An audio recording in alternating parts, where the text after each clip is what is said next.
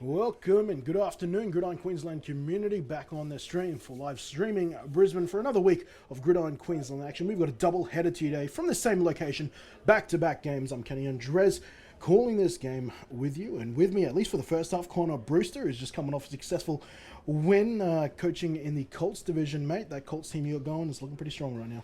They're not looking too bad, yeah. A lot of good things. A few things that still need to be worked on, obviously. But, yes, a lot of positives. Yes, well, the upcoming game, though, starting in just a couple minutes, coin toss on screen now. You can see the men's teams lining up. We've got a men's division matchup for you. The Gold Coast Stingrays, the 4-1 Gold Coast Stingrays, taking on the visiting 2-3 Browns Plans. Bears, or Logan City Bears, I should say. And before we get underway, let's take a quick look at the ladder. You can see the undefeated Rhinos there, still currently at 6-0. A couple of weeks ago, we had a battle of the two undefeated teams. The Rhinos came away with that one. Today's combatants, they sit at third and fifth, respectively. There with 4 wins for the Stingrays, 2 wins for the Bears. And the Bears, in this wet weather, they're still playing the QB carousel game. And the Stingrays, they look like they're getting it off there, looking like they've settled with Damian Malloy for their quarterback for the games moving forward. Connor, I know your eyes are probably on the Colts, but you're around the men's team a fair bit. How has that been with the initial plan to go with Lance Tongue-Keeler as starting quarterback, and then the decision to return to Damian Malloy? It was actually LT's decision as far as I'm aware. I do coach with the juniors as well, so LT is the head coach there. And I do spend a fair bit of time with him, and from what he said to me, it was mentally he's there, but just physically he's just not there with a few of his throws. So moving forward, Malloy does have the experience, so I believe that LT kind of took the step back. LT's a big body, he can play a lot of spaces, he's had a lot of experience all over the world playing American football, so I think that he just kind of decided to step back a little bit and do something that's a little bit easier on him. Yeah, and well, the good news for them is when they're not worried about him spending 100% of the time at quarterback, they get to use him to plug in many holes today. Did have a chat with him earlier. Exactly. He's listed himself at defensive end, bit of linebacker. He'll be playing some slot and tight end on offense. So he absolute athlete, But yeah, obviously fixes quite a few other. But most certainly. But that's not the end of Malloy on the defense side of the ball. Apparently, he too will be playing both ways, and will be playing quarterback and a bit of defensive back. Yeah, I believe earlier in the season, I haven't watched too many of the men's games myself, as I have had my other responsibilities, but I believe he's been playing a bit of linebacker as well. Yep, weak side linebacker, and we're underway here. The Bears kicking off to the home side, and this will be fielded at the 10. Taking it up field there is the return for the Stingrays, as eventually he's taken down. That's Colin Klugler out of Florida, setting up the Stingrays here, and just to take a look at the Bears for them. It's the first time on stream where I've called their game, and they're back for the first time since 2016, if memory serves correctly, out of the comp for a little while because they just simply didn't have the numbers for a long time. It was just their women's side who was holding or flying the flag for Logan City, but here come the men's back here in 2019 in their return season. Won 2 games so far in 2019 as Malloy gets us underway with James Taylor running forward on a toss play. Ooh. And can't find any space. The defense shutting down quickly. Swarming defense there. A lot of pressure up the middle. Stingrays O-line's going to have to get that sorted out very quickly if they want to be successful. And look how quickly they get to the outside. The toss play, if you don't see all that outside, it can be a hell of a play for a running back. Oh, most certainly. Second down. Now we've got 2x2 for the Stingrays. And another run play inside. We'll hand off. Ooh. And that'll be James Taylor carrying it forward, getting it just past the original line of scrimmage. 3rd down and long upcoming. About a 4-yard gain there. About a 3rd and 8 we're looking at. Now, Connor, you guys were the second of which behind the junior division to play today. It looks like the rain held off for at least the second half of your game. Yes. Looks like that'll be the case here for both these two teams. Yes, the juniors game was very, very wet this morning, but the Colts game wasn't too bad, just a light drizzle. The field's holding up absolutely amazing, I must say. Shout out to the ground team at Narangba Roosters. Most Malloy certainly. with the first pass of the day hits Napier. Napier gets the first down. There we go. Moving the ball forwards. First completed pass of the day. And look, a couple of years ago, particularly in his Colts days, Napier, and you obviously played alongside him for quite a few years. Yes. Loved the long ball, but as he's progressed in seniors, has really found a niche getting that pass underneath, being that sort of safety valve underneath. Oh, most certainly. He's developed, I guess you could say, from a deep threat to more of a possession receiver. A lot of underneath stuff. Very, very sure hands. Very sure hands. Moving to a spread formation now. 2-by-2. Malloy on first down. Ball at the 39. Malloy, he's got time. Takes a short step to his right. Launching this long for Klugler, who's underneath it. He's looking for the sideline grab. Falls incomplete. Slightly thrown outside there. Slightly thrown outside. Now Malloy, whilst he is, we all know of his resume. Starting Sunball quarterback there, an MVP at the position. Yes. But even he shaking off a bit of rust with the change of quarterback over the past 3 weeks. Oh, definitely. From what I was aware, LT did train the whole preseason at QB, and Damo really did take a step back, so it is now quite a big change. It's not easy. It's not like riding a bike, we could say. Oh, most certainly not. Back to that 3-by-1 formation, and James Run up the Taylor's middle. got a full head of steam. Ooh. He's got a first down and more, dragging defenders all the way to the Bears 35. Good, solid run inside there. Looks like he had a bit of a altercation with an official in there as well. Getting amongst it, a bit shorter than my original call. Looks like they're going hurry up. 36, you're exactly right. No huddle here. James Taylor in at running back. Looks like there's an audible coming out. Malloy makes the change. Bears adjust to it. Looks like a And false start from the left slot receiver. I think his foot just moved slightly, number 84. number 84 pinged on the play, James Hobby. And this will be a minor setback in what's either been a great drive. And to your white hat today, Richard Prater. Back as the leader referee for this game. And assesses the call there. Now we're looking at a first down, approximately 15. Ball back to the original placement. Looks like they are trying to spread the Bears out a bit here, sitting in this 2-by-2 set. Klugler, near side wide receiver. Bears looks to be bringing pressure off that left side. Malloy beats the pressure, throws to Napier underneath, and Napier picks up a fair chunk of the penalty yardage underneath, and they'll be back around the original line of scrimmage. Very nice catch on the sideline there to drag that second foot as well. In fact, right bang on to the original spot. And we're back to the Bears 36. 2nd and 10. And a nice little slow-mo there of the Napier grab. And speaking to his mother, Tammy, today, former women's legend, is now happily in retirement. So the body's never felt better. James Taylor Stuffed at is the line of met scrimmage. early. Once again, some very, very strong defensive play from that Bears defensive line. Bengals defensive line. Is it Bears or Bengals? Bears. The Bengals, Bears? their former junior Bengals, name. yes, Yeah, Logan yes. said he had a bit of an obsession of calling each team something different for a while, Yes. but the men's team has always been known as the Bears, and they've continued that moniker now. It's the same college game, same uniform, everything's back about the old brass. Yes.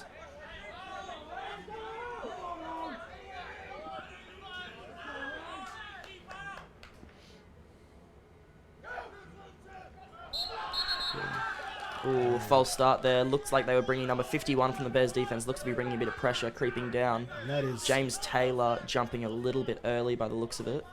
Prater giving the official call there, and it was indeed JT giving it up, and it was Stephen Dunn, a long-time Logan City servant, adding a bit of pressure there. Has played a lot of football, dating all the way back to 2007, if memory serves correctly, and the division was then known as the Juniors. He was a junior Sun Bowl player in 2009.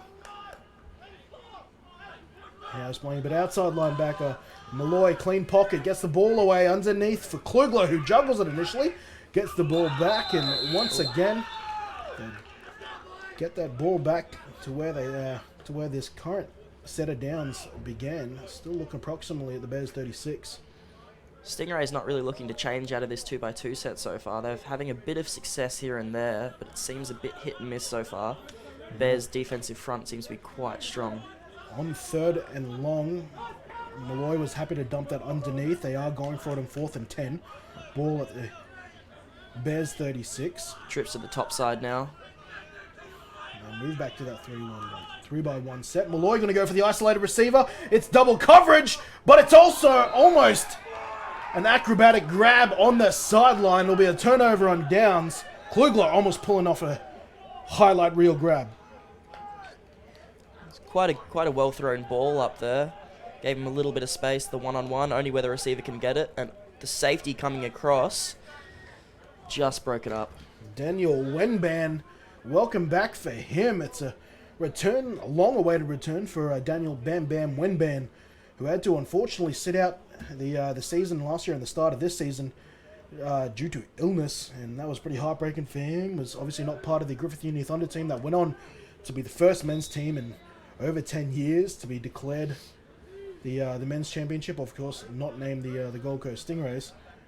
And he is finally back. A long way to return from him. Was dealing with Giardia, a very unique water-related sickness, but he's back and dressed and ready to go. And that's the first play from scrimmage for this Bears offense. Let out. And that's right, folks, in England, if you're looking correctly, that is Shane Prosser at quarterback. The usual starting offensive lineman, plays everywhere across the offensive line, left tackle, center guard.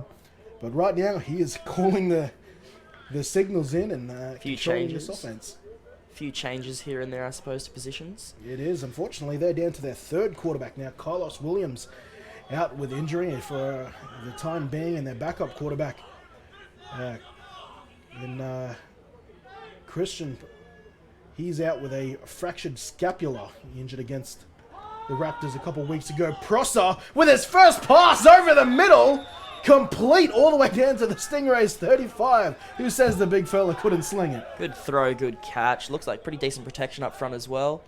Lance Tongakilo, top of your screen there, number 49, playing left end. Great pocket formed, great throw, great play. And that was Gabriel Tinoco grabbing the pass in Stingrays territory. First and 10, Logan City. Flipped field position now at the Stingrays 35. Prosser will hand play this inside. ball off. Stuffed there by Ryan Newton, number 96. 2-yard gain. Tackle made there by Newton. And that is young Troy Posey at running back 1 today. He's another one who's moved into a sort of different position there. Former running back, Jacob Tolatonu. He's gone for the season with injury. So quarterback and running back, a big part of this offense. All on the inactives list for the rest of the season for Logan City. In their own spread formation now. Posey flanking left of Prosser. Prosser will keep it himself. The big fella's going to rumble. Good swarming defense there from the Stingrays. And he's tackled by his opposite quarterback there in Malloy. And usually you don't see a quarterback of his size or his girth coming downfield at you. No, certainly not. You'd expect that much more from a fullback, but anyone out of the backfield, I suppose it's all the same in the end. Quite interesting to see quarterback tackle quarterback, though, in a game. You don't see it very often. No, not at all. Of course, though, still speaking about all the gaps in this Logan City offense, obviously with Prosser moving to quarterback, now there's a hole at offensive line, but dare I say it, that offensive line is still quite a big one. Oh, most certainly, especially on that right side. Right guard, right tackle, quite big. Trying to time the blitz. Pressure up the middle. Hard count gets Run in. gets stuffed there. And Tommy Kilo in on the tackle on third down. Good run blitz there by number 5, the Stingrays. Just looking at the right tackle, I believe that's big Dylan Harrison. Plenty of experience there. Obviously played a long time in this men's division. Started off with the Ravens. Took a couple of years off after coming back from his university years over in Bowling Green, where he was grey-shirted for a year before returning back to Australian shores. So plenty of talent, plenty of size, and plenty of experience on that offensive line. Most certainly. And Jackson Jones, the left tackle for the Bears. Prosser calls for it. This is on fourth down. He's going to try. No, he'll stay behind the line of scrimmage. And that's another successful pass to the left slot. That is Gabriel Tinoco. And it was Scott Bice covering him.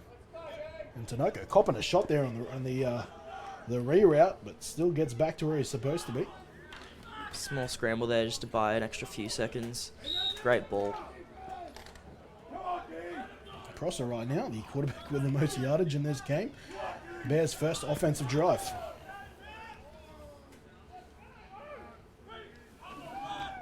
First and goal for the Bears, right on the 10-yard line, motion across.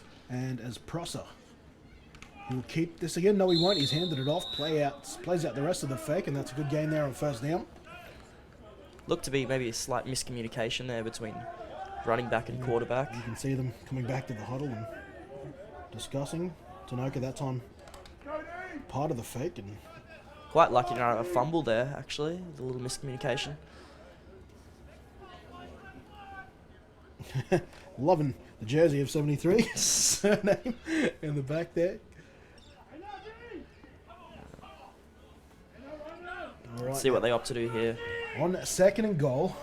Two receivers at the top seem to be spread quite wide. Motion men coming across again. Very wide now, and Prosser Ooh, this looks time to be stuffed there inside by Malloy. hits the fake and gets taken down. Malloy there applying a bit of extra pressure on the run blitz by the looks of it. And Malloy, usually for 10 long years, played at safety, but due to the nature of changing rosters, he found himself playing at linebacker this year. Obviously, when not playing quarterback. Bears sitting in this 2x2 as well. Looks to be another pass play. Pressure coming in. Scrambles. And Incomplete into the end zone. Prosser incomplete there, and good sports. Whoa. Oh. I thought there was a bit of argy-bargy. It was yes. just two big fellas Yes, struggling to help yes, themselves yes. up. I believe Ryan Newton was trying to help him up, and the quarterback did not see the same. By the looks of it, I think he realised very shortly after that it was actually a hand and coming up and not pushing him down. And you don't get much nicer on the field than Ryan Newton. Oh, most certainly. An absolutely lovely man. I had the pleasure of him being my coach a couple of years ago, actually. Lovely guy. And now they're going to go for a field goal here on the unsuccessful Good third snap, down. good hold. Kick is Ball up, is and And no good. Wide left. And that unsuccessful attempt there was from Philip Carr. He's another one who's been played quite a few years now. Was part of the Griffith University Thunder Sun Bowl team last year, but is a Logan City junior. Of course, back then they were known as the Browns Plains Bears. Another one played in that same 2009 junior Queensland team with Stephen Dunn. And that will leave the scores at 0-0 here in the first few minutes of the first quarter. Yes. See what the Stingrays opt to do here on offense again.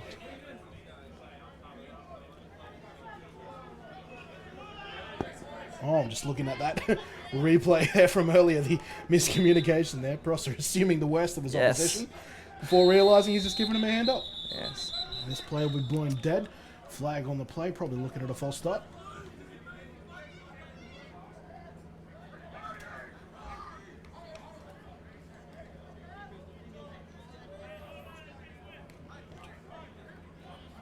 Grizzled veteran that is Prater, and that's another false start. By my count, that is I believe they set on number 55, which would be Calvin Simona. that's the third false start. No, fourth false start penalty today. Left guard there for the Stingrays. 2x2 again. Run blitz coming in. Here goes James Taylor rumbling up the left-hand side of the field. Plenty of space. Hasn't been touched yet. Past the first down marker. And eventually down at the Stingrays 35. That'll get them out of trouble there. Good run there on first down. For a bigger back, he can really, really move. You'd expect him to just be able to run between the tackles, but he can get outside, as you just saw. Make a few moves, get some extra yardage without just his power. First down. Oh, no, sorry. Well, Stingrays first going down. hurry up, throwing the screen there to 19, Dylan Napier. Napier underneath again. Grabs his third catch of the day. It's good for about 4 yards. Short gain of about 4 yards. Look like Bears number 44 is down afterwards. Looks like he may have been rolled up on in a tackle. It's Harley Baker down on the play. You can see there in replay. Seemed to be on the block, actually. He may have rolled his ankle or something. He did get hit up high, but does seem to be clutching at his leg by the looks of it. It's a block from number 82 there. Might have landed awkwardly in the wet. Yeah, it's effectively a non-contact injury. I know that it's made during there, but it's not the actual force of the block that injures him. And just on screen there, you can see with his right arm in a sling, Carlos Williams, the usual starting quarterback and head coach for this Bears side. in to check in on one of his troops. Injured AC join, I'm told there. Part of his inactivity today.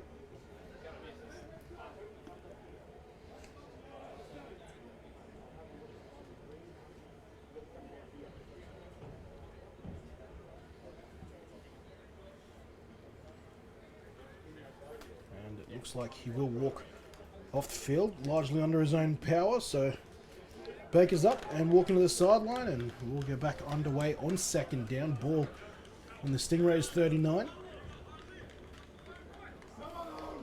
Looks to be jogging off now. That is a good sign. Looks to be a little bit tender on his foot, but hopefully he can make a return later. We'll just see how that goes, I guess. Oh goodness, yeah, now we're back with Malloy with Looks another like- spread set, but have we got a tight end on the So field we've now? got a tight end to the top of your screen. Hobby in at tight end. Now Malloy, pitch out to the Pitch left. out to that tight side. They're going to get back to... Breaks one tackle. And dragged down by his jersey. 1 yard behind the line of scrimmage by the looks of it. Maybe even a couple more than that. This will set up a third and long again. Their first drive ended up with a turnover on downs, them going for it just inside Bears territory. Good containment there from the Bears on the outside run. Very much so.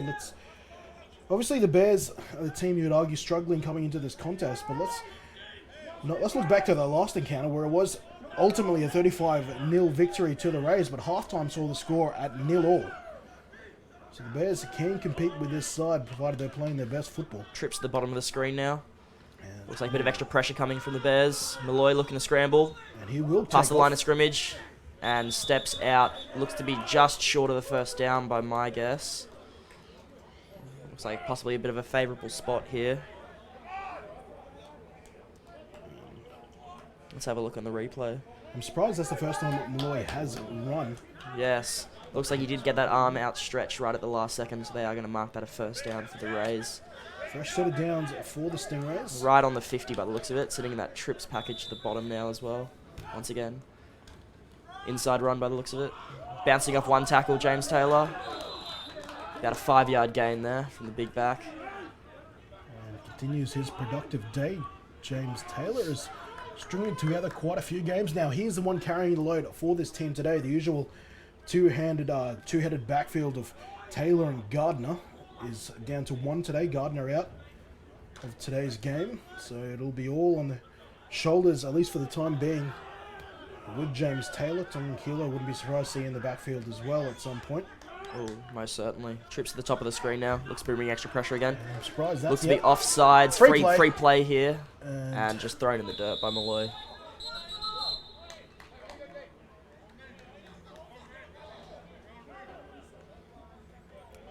Yes. Assuming that it will be offsides against the Bears. Looking by the marking of the official just at the top of the screen. Yes, offside by the Bears.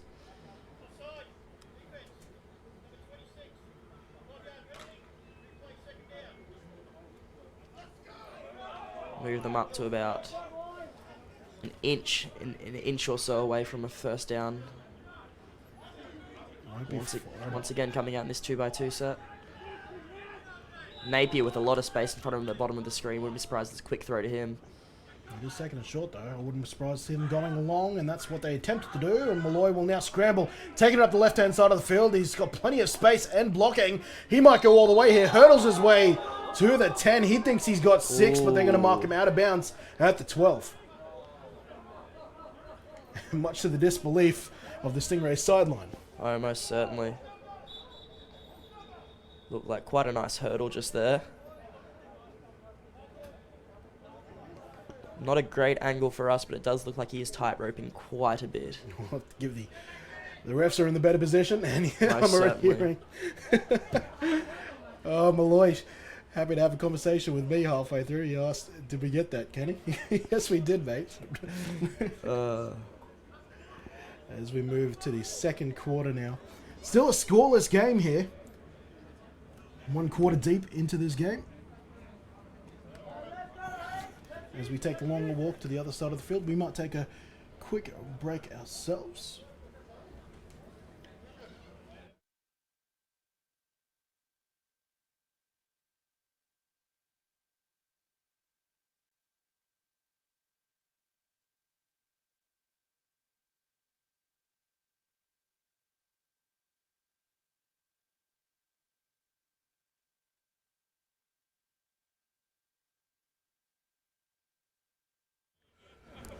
All right, back in action. Second quarter. Still a 0-all. Again, that was a halftime score. The last time these two teams met, all the way back in round 4.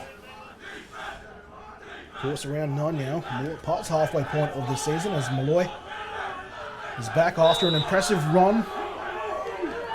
Third down, last play. Malloy will use play action pass and will get this to Kugler. Kugler spins, turns, and tries to hurdle his way into the end zone. Is about a yard short. Trying to do his best Malloy impression by the looks of it just there. And had an opportunity to play some college ball. Mr. Kugler, Colin. As we see James Taylor break the deadlock. The Stingrays, first team to score at the top of the second. 6-0 via James Taylor, who's racking up a pretty good day on the ground. Seems to have quite a heavy workload so far. Would not be surprised if that continues. But as I led to earlier there, Connor he's on his own today. He right now has been the only back the entire first quarter. Has been the lone back as they line up for the PAT. Turzok's first attempt of the day. The fatigue's got to kick in at some point. At some point you'd think so, but knowing Hilly, he's going to run him till he can't run anymore. PAT is up, and PAT is good. Adding a 1 to the board. And the Stingrays, as we correct that, lead 7-0. Now, basing what we saw in the opening drive of the Bears got in range for a field goal, went wide left. They were deep in the end zone. What do you think they try this time, A, to get back down there, and do they change their approach once they get back in the red zone again? They've got quite a large offensive line, so I'd assume they're going to try and really pound this ball. The Stingrays front did seem to be handling it quite well so far, but I would not be surprised to see if the Bears did try and get a bit more compact. The spread didn't seem to be working too well for them so far, but obviously that can change with even one play. So I would predict some more runs coming forward, moving forwards. It is interesting because the way they largely got down there were 2 long passes there to the slot receiver and to Noko. Yeah. And let's see if he's the favourite target again for Prosser. Yes. If they are going to try and base their passing game off big passes, it's not the highest in my opinion at least, not very high percentage, and an established run game would certainly help them out. Deep kick. Back deep to return is Philip Carr. He's looking for some space on the right-hand side. He's taken down by the jersey, and I think might be by the face mask. Late flags have come through. That is Suarez on the tackle. Might be calling it a horse collar. We'll see what they do call.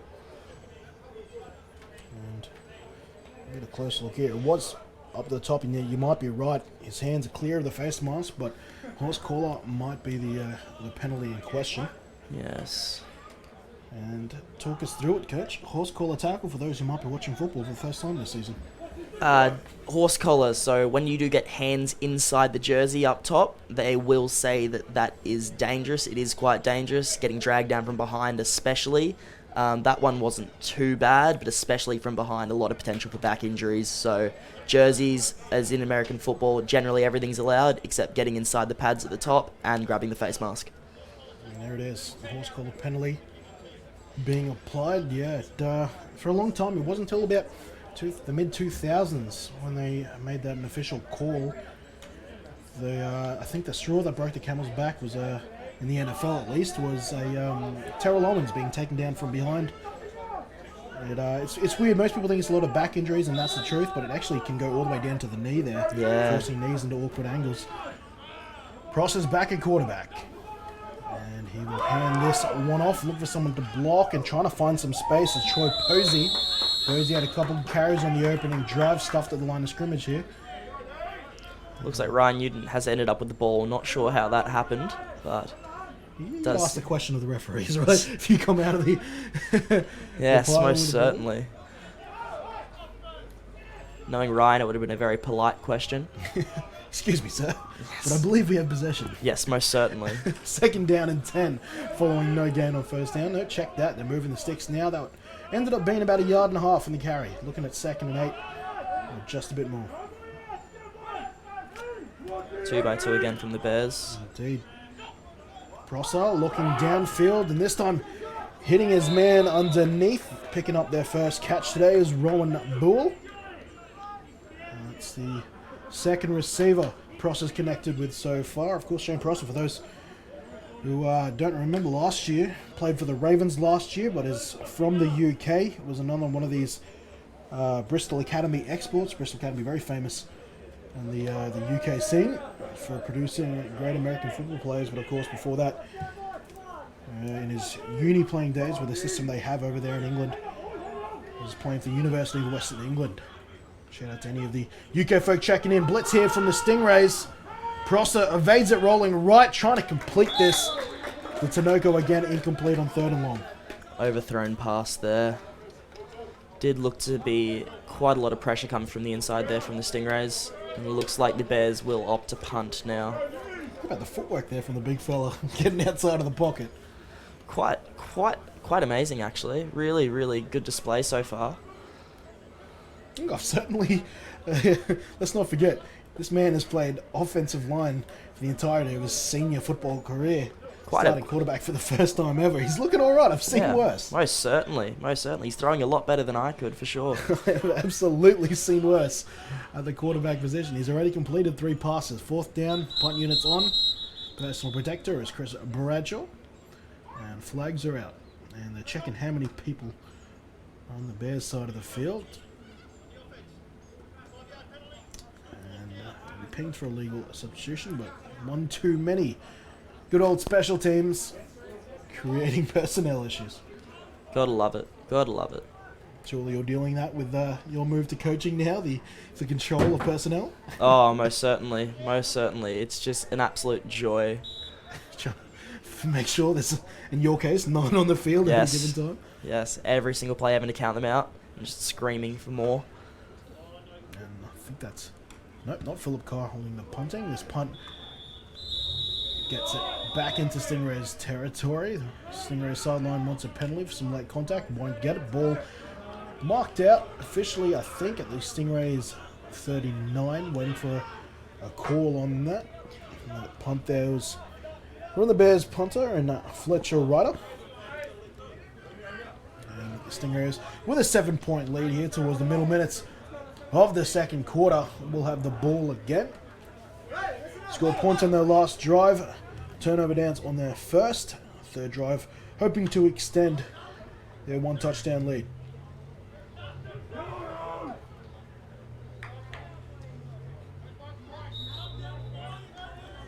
Trips at the bottom of the screen again. And it's play action pass this time. And that's Zadoriko Hataya making a grab, following the screen, breaking a tackle, getting past the 1st down mark. It's still in bounds, cuts it back in now, and eventually is down, but not before he gets inside the red zone. The Stingrays want to play fast. Very well designed screen pass there. A lot of space down to that trip side.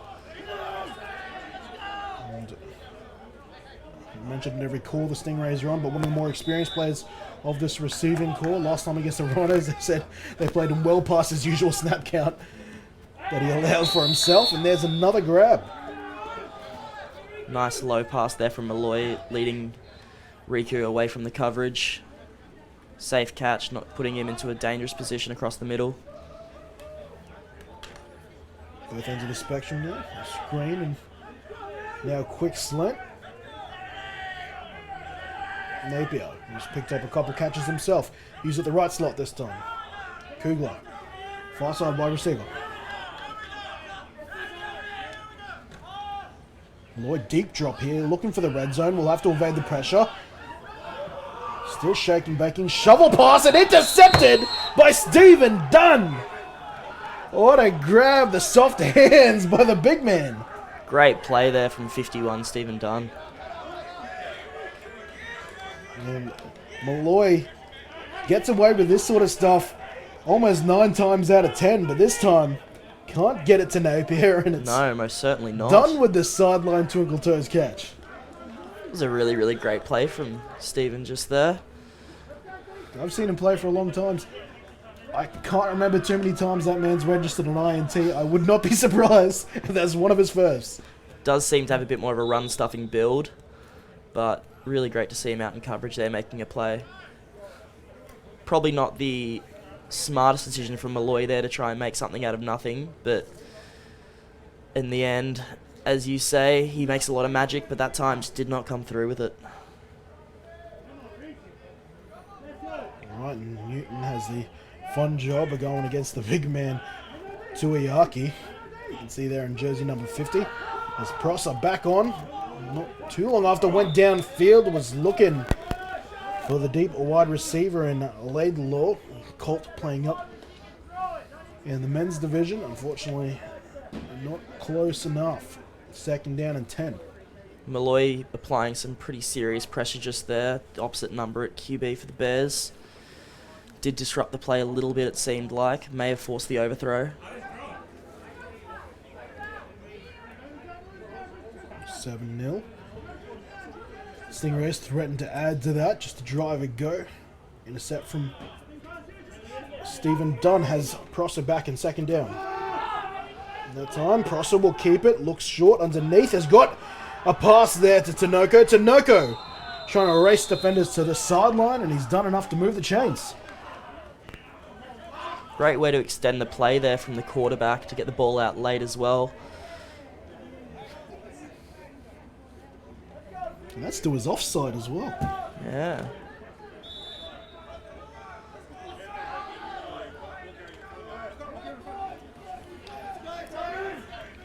First down and 10 following that completed pass to Tinoco. His 4th catch today.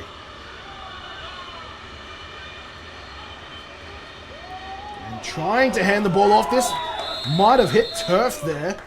I think the Bears have recovered, but the exchange was bobbled, and I think the Bears might be lucky to get this one back. It seemed to have a bit of an issue there at the mesh point between quarterback and running back, but they are very, very lucky to recover that.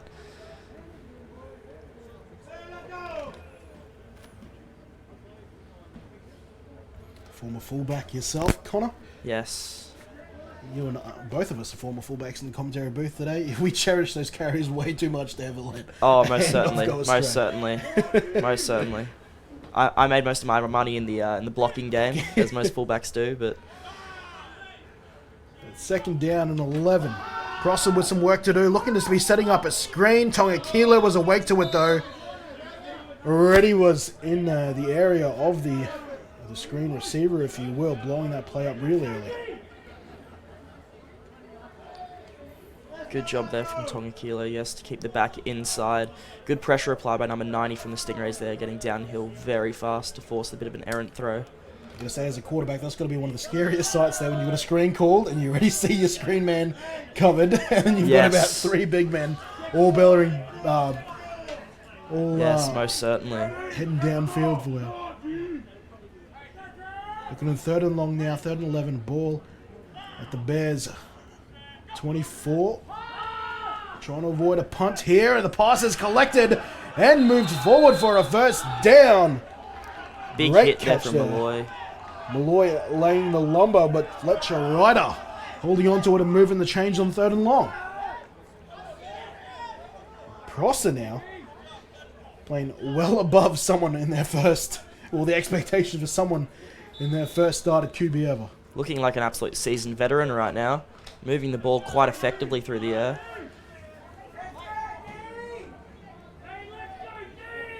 Doing a great job instead of Carlos Williams.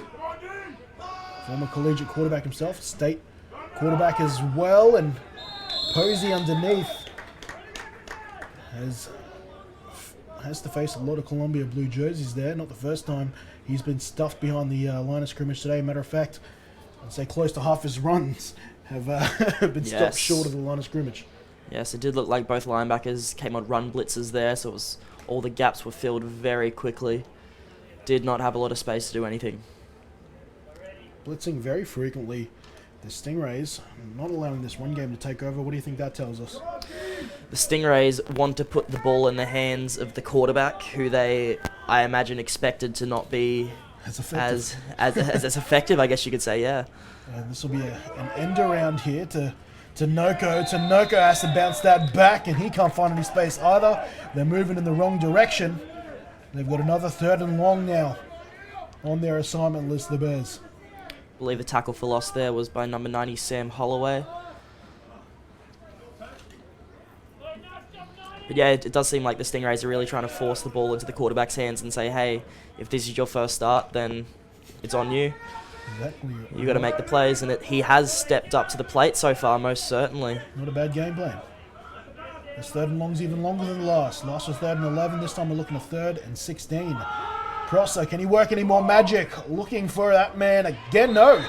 It's a different one. Now, this could be close. Don't tell me on back-to-back 3rd downs. Prosser has managed to... Yes, he has! Prosser has managed to complete 2 back-to-back 3rd and long. Absolutely. Blaze Fletcher, right? No, sorry. That was number 19. And Flynn Laidlaw, the young fella, coming up with a clutch catch and stretching that ball out. Or you're having the yak he needed there on the coverage was Josh McAlpine, who's a pretty talented DB in his own right. No easy task. Absolutely incredible performance so far. Prosser. Little fake, but now will shake the tackle and almost... Wait, that would have been an interesting one, but the pass was intended for Tinoco once again and will fall incomplete. Prosser literally threw that pass with a defender draped on him. I believe the defender, number 90, Sam Holloway, may have got his leg dragged up on as well, is still down. Does look to be in quite a lot of pain as well. Oh, it looks like Ryan Newton, actually. Well, 2 of them. The 96. No, it is Newton, yeah.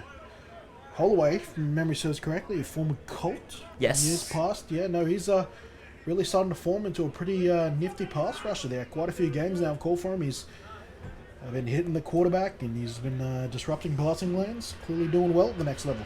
Definitely. He's moved up to the men's division very, very well.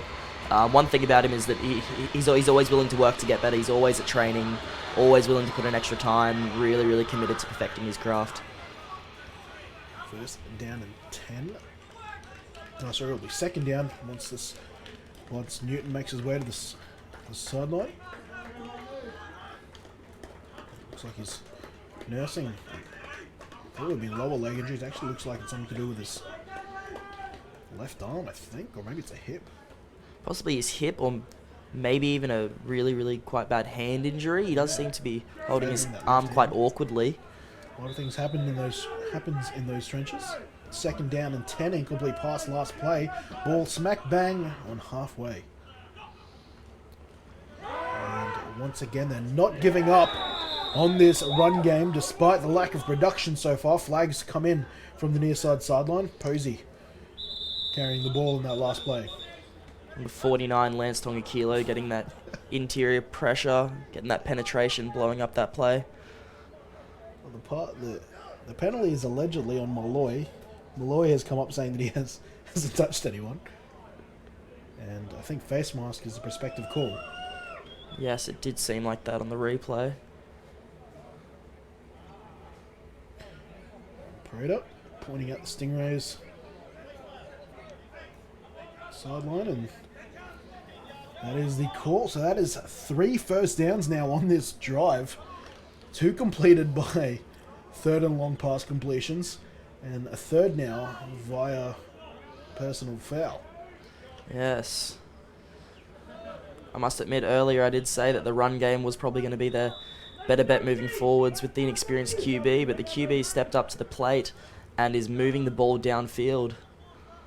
Well, Pross has played a lot of football in his time, sure, not at the quarterback position, but the context surrounding position is certainly not lost on him, and he's using every bit of knowledge, awareness, and experience he has to put together an offense today. This pass, incomplete, although I thought for a second that might have been an interception. Yes, it did seem like that. It didn't seem to... I thought Hatchman... Didn't seem to hit the ground at all. I thought it bounced off the Bears wide receiver there, and thought it bounced into the arms of Hatchman without touching any grass, but no one seems to be blowing up about it, so I guess both parties are happy. Yeah, exactly. I guess they just see it as a pretty simple incompletion.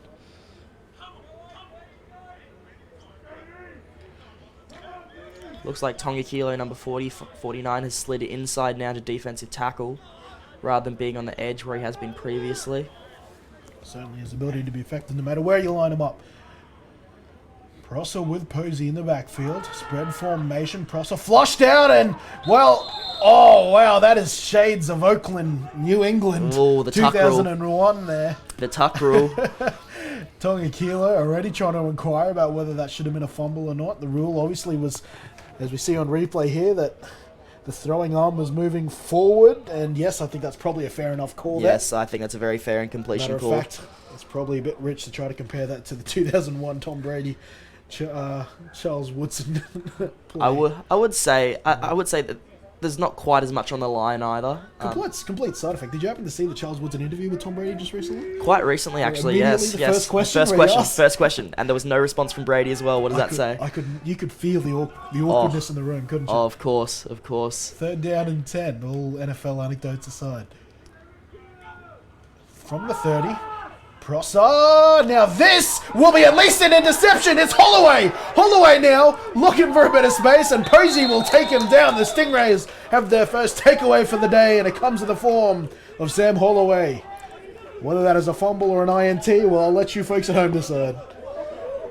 Bit of pressure applied there. Not too sure who did get the hand on the arm by the looks of it, but ball didn't hit the ground, so it does not matter either way. Stingrays ball on about the 36 by the looks of it. Going in. Sam, mate, he's just in front of us now, acting like it's just another play. Do you reckon he'd prefer a fumble recovery or an interception on that stat sheet? I think you prefer an interception because you can always say, oh, it's just a fumble recovery, but defensive linemen don't get interceptions very often. I think you'll claim that. In any case, Stingrays back on the board. Both teams trading possessions now. It was quite the drive the Bears were building, but it comes to a halt. And James Taylor has probably appreciated that bit of a breather now. He's back on the field. Again, grabbing positive yardage on 1st down. Between the two teams and comparing their 1st down performances, the Stingrays certainly doing a much better job on 1st down.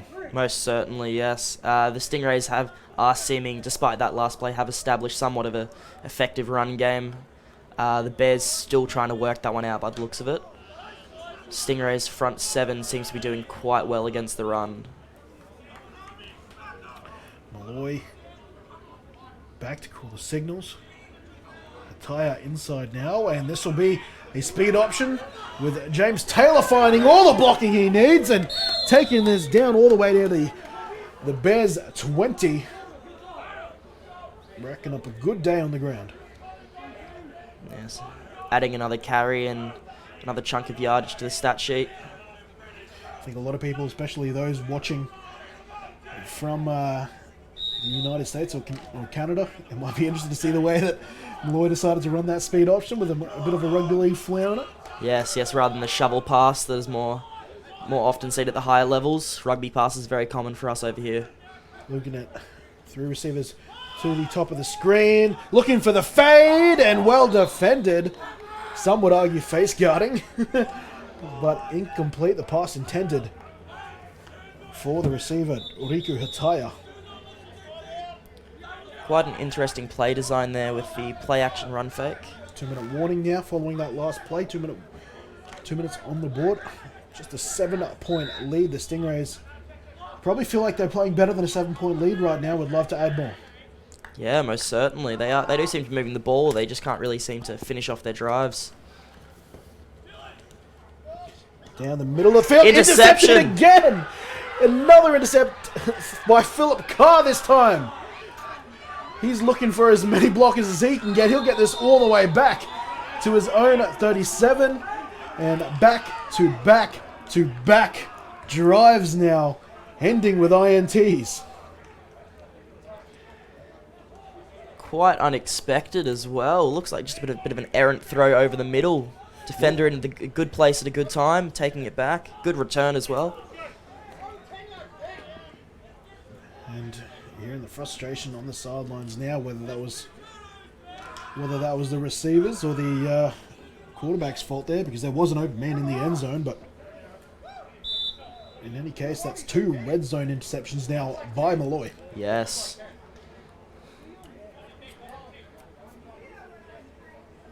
3 intercepts in this game now. 2 by the Stingrays and 1 by the Bears. Or shall I say 2 by the Bears defense. 1 by the Stingrays defense. They'll be needing another one now. Inside 2 minutes, they'll have almost a full 2-minute drill now, the Bears, with just over halfway to go. And that pass was slung down the left corridor by Prosser. Slightly overthrown. Yeah, trying to hit Laidlaw again.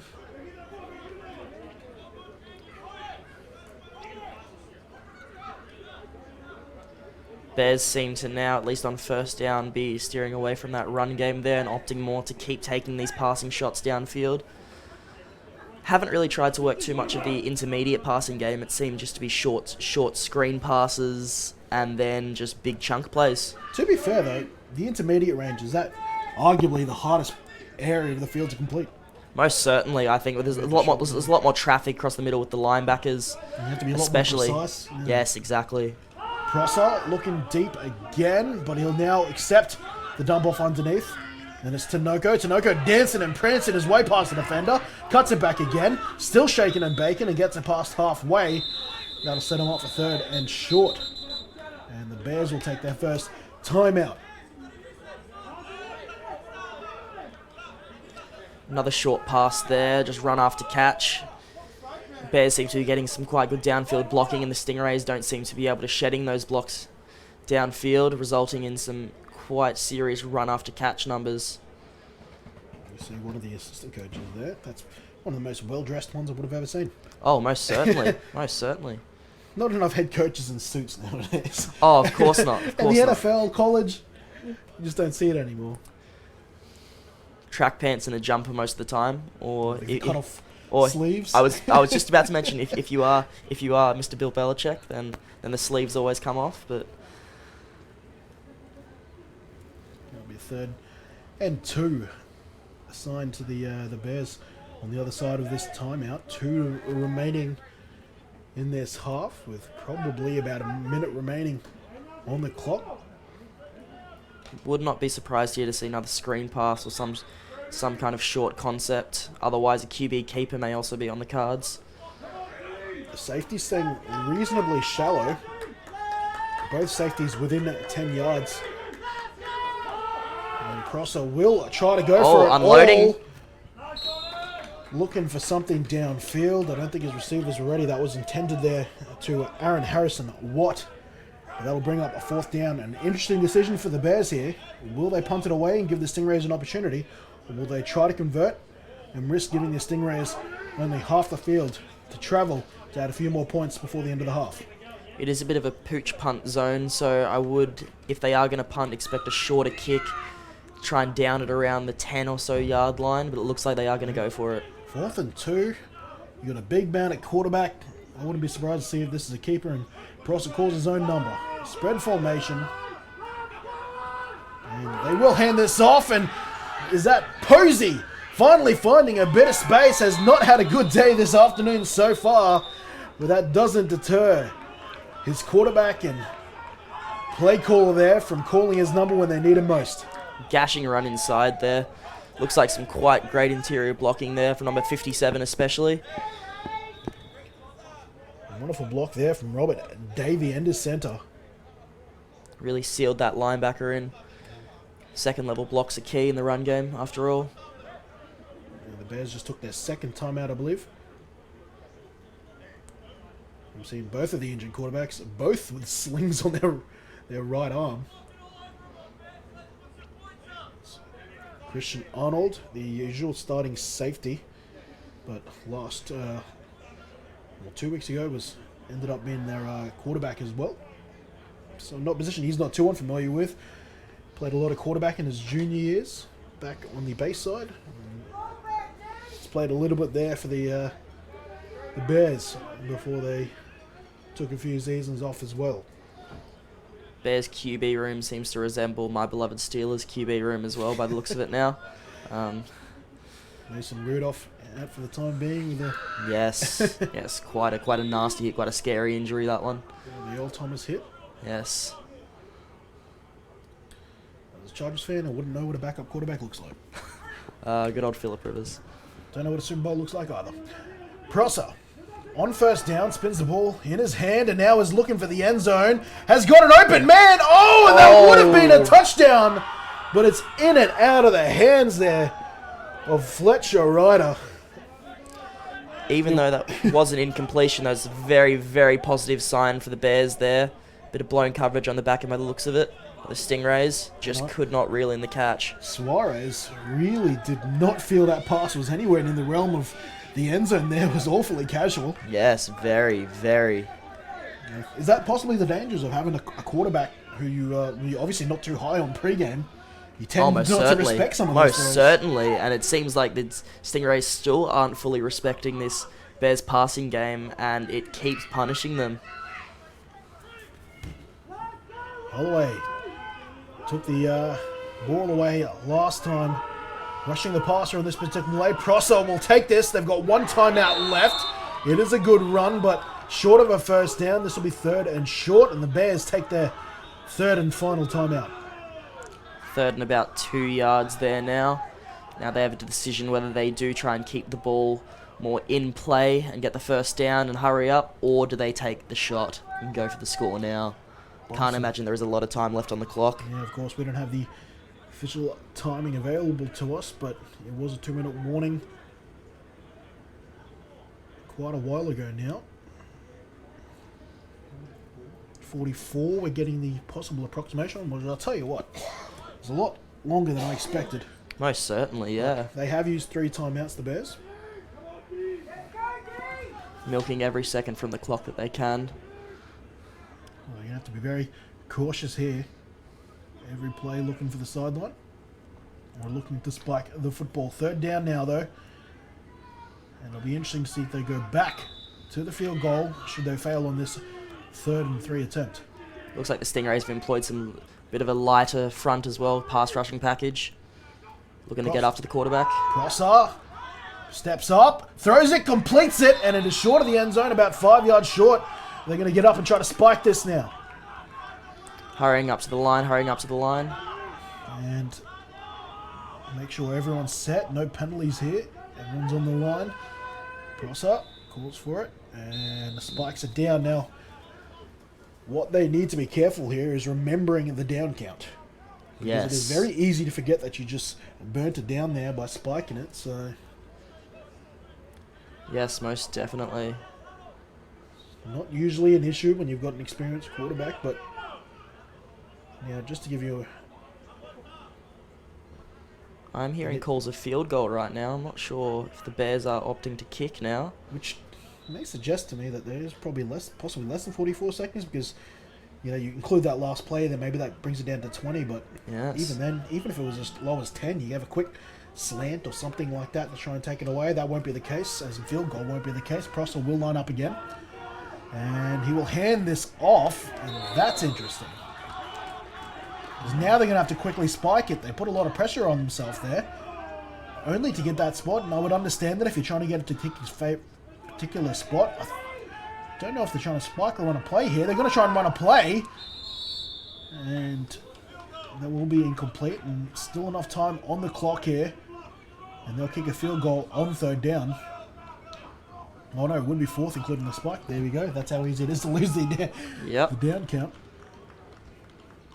And the field goal unit is out there for the Bears. And this will make it 7-3 going into halftime. The Stingrays will have time for maybe a kick return. Holding is Tinoco. Kicking now is pretty field. Carr, and it's a fake field goal. They'll throw off the back foot, and this will be almost intercepted. Wouldn't have mattered. It is a turnover regardless, and that's an interesting call there. Very interesting call. Whether that's just a bit of moxie from the Bears there, or a lack of trust in the right foot of Philip Carr, but their score will remain 0 as the Stingrays will, with all likeliness now, defend a 7-point lead to open the second half. Unless they can do something quite miraculous in the next, I imagine, 10 seconds or so of game clock. Probably have one play in them.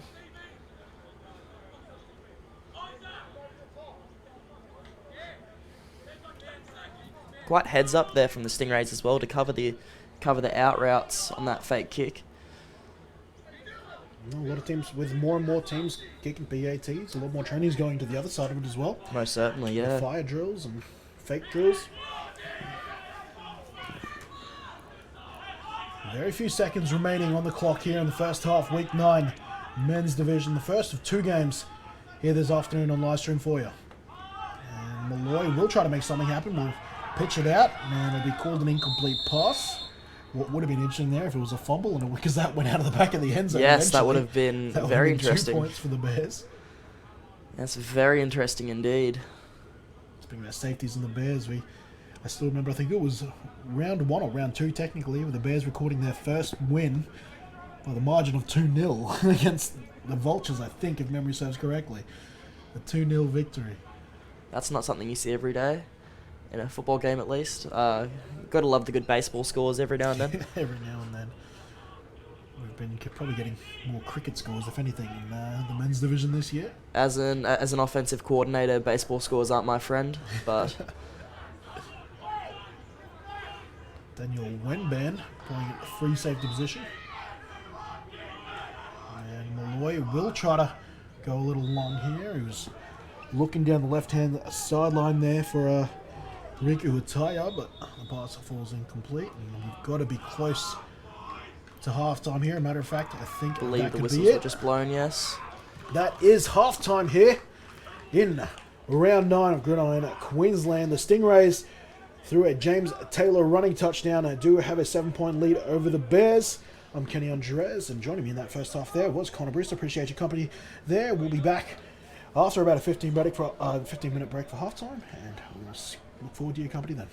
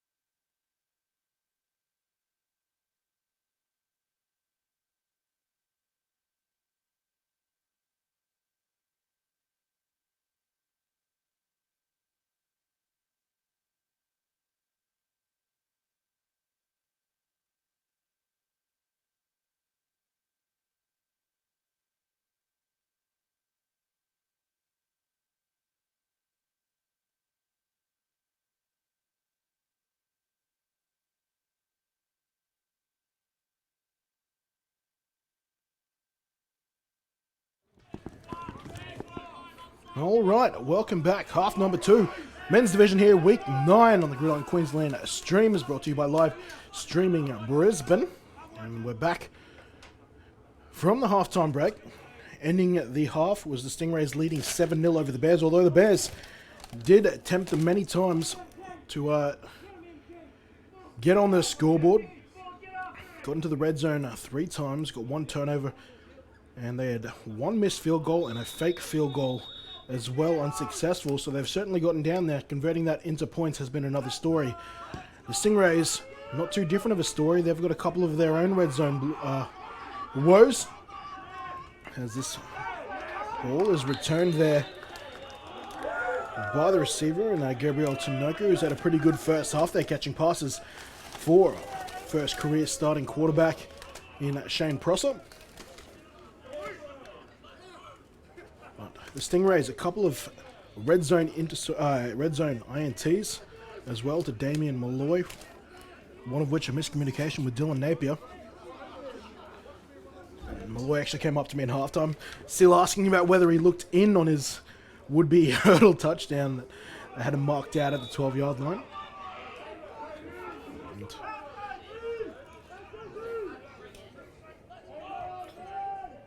Stingrays now defending Shane Prosser, who gets the ball to start off the second half. Completed more passes than probably more intended him to or expected him to already in the first half, and this time they go back to the running game to open up their account for half number 2.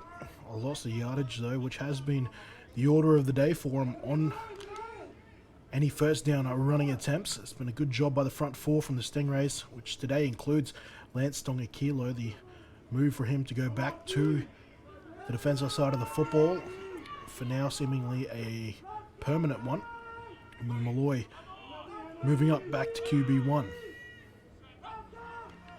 Prosser will give it to Posey. No, he keeps himself. It's a good fake, but the rest of it doesn't come through, and that's another run stuffed at the line. They'll be looking at 3rd and 13 upcoming.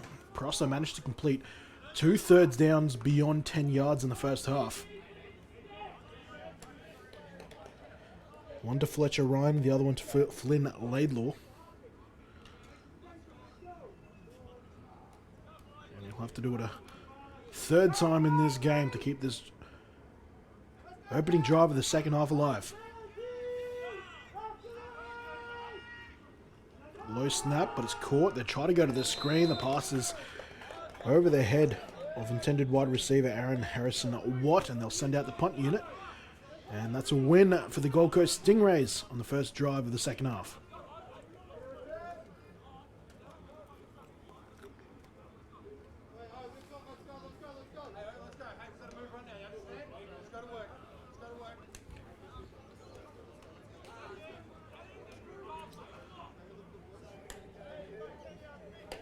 Punting is Fletcher right up.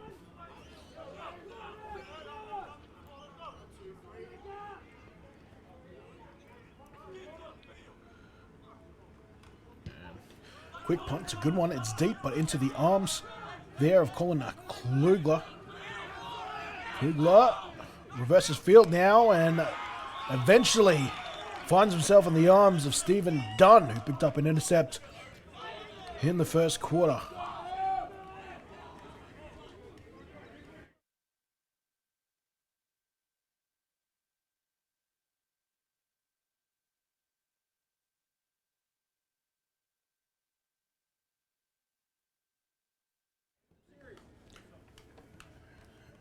Just at halftime, we were talking to producer and Paul Mills how last week Bears running back Troy Posey had a great game on the ground, but it's a different beast this week against this Gold Coast Stingrays front 4. And James Taylor, this is a couple times now we've had well, I guess we'll call them misunderstandings coming up post-play. James Taylor taking exception to someone batting him on the back post-play. I guess maybe a bit of condescension came with that help up. 2nd down and 5. They'll go back to Taylor. Taylor runs back through the same hole and picks himself up 6 yards and a first down.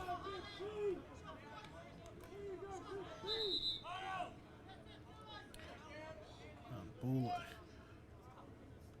down now to the Bears 32. Sorry, 37, my apologies.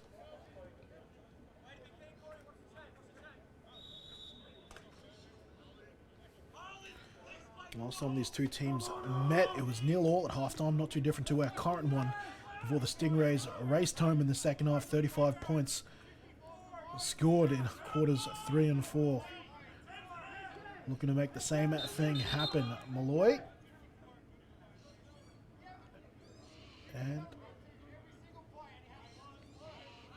And we've got an equipment violation there, and offensive tackle Mikeri Rapana.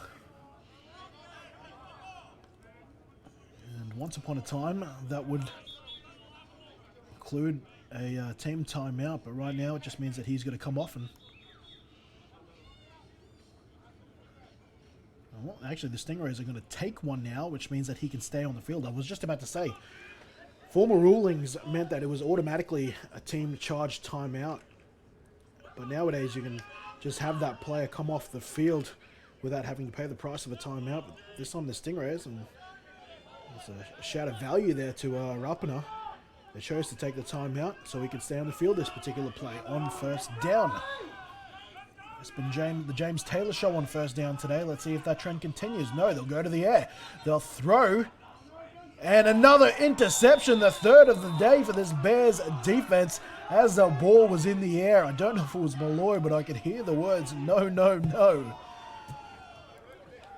As I think this pass that was intended there to Colin Kugler, well, it was just, I don't know if it was overthrow there or if Kugler wasn't on his bike.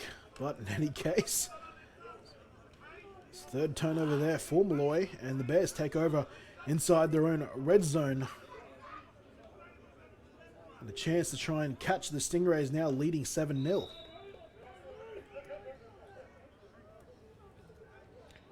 It was Tinoco making the play, making plays both on offense and defense now.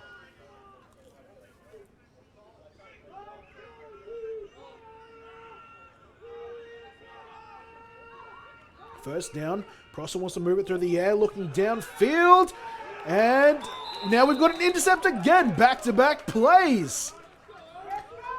Grabbing his first intercept for the year is Jordan Appy. Quite literally before the game, as I was checking in on DB numbers, Appy joked around and said to me, oh yeah, just so you have it on record, I've got 0 this year. Well, guess what, Jordan? Now you've joined the club. He's picked up his first INT and his first as an officially part of the men's roster. Actually got an intercept last year as a Colt playing up for the men's. First down and 10, ball at the Bears 39. Malloy wants to get moving. We'll give it back to James Taylor, and that's his shortest run of the day on first down so far.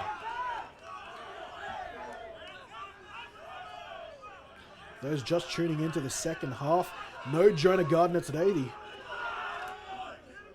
The other part of this is a running back tandem. All the rushing work on the shoulders of James Taylor this afternoon. The Bears sideline now turning up the volume. It's a fake, and Malloy has kept it, and he's got plenty of space to the outside sideline and takes on Daniel Wenban and beats him for an extra yard or 2 before taking it out of bounds. And for those former senior Sun Devils, that's correct. I said Wenban, Daniel Wenban, wearing jersey number 16 for the Bears. He's finally making his long-awaited return, dealing with all different types of illnesses over the past season and a half. He's finally back in kit as Taylor rumbles forward again. He picks up a good couple of yards, setting him up for a 2nd and 6, I'm guesstimating.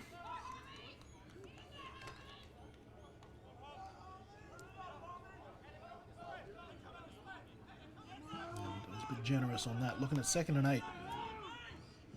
Malloy now, he's got some new wide receivers in there. He will follow them on a QB keeper, and he bowls over a defender for pulling the AI almost step over onto the sideline. Not the first defender he's trucked before. On the receiving end of that is Harley Baker, who's back from injury. He had a bit of a shake-up in the first quarter, back now obviously. And back down, unfortunately. But shaken up after that collision with Malloy. And this will be a injury timeout as both teams take the opportunity to get a drink. The good news for those playing here at Nerang today in the Nerang Roosters Rugby League Football Club is that the rain has stayed away and it looks to be staying away now. The juniors this morning, I saw some of the photos. They were playing in some pretty big puddles, but to the Roosters groundsman credit, this field is drained beautifully. You probably couldn't tell it was under a good couple of inches this morning.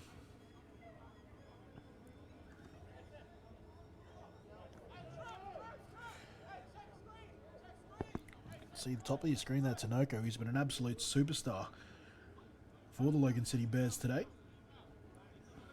A couple of good catches from the slot. Been returning on special teams, and on top of that he's picked up an interception as well, just a drive and go. Malloy has gone to the single wide receiver a couple times here, but they're going to go back to basics and run him, and it's a good block shed there. Taking him out of bounds is the DB, number 29. Who, after working this roster very meticulously to make sure I had everyone, seems to be one of the players not on there.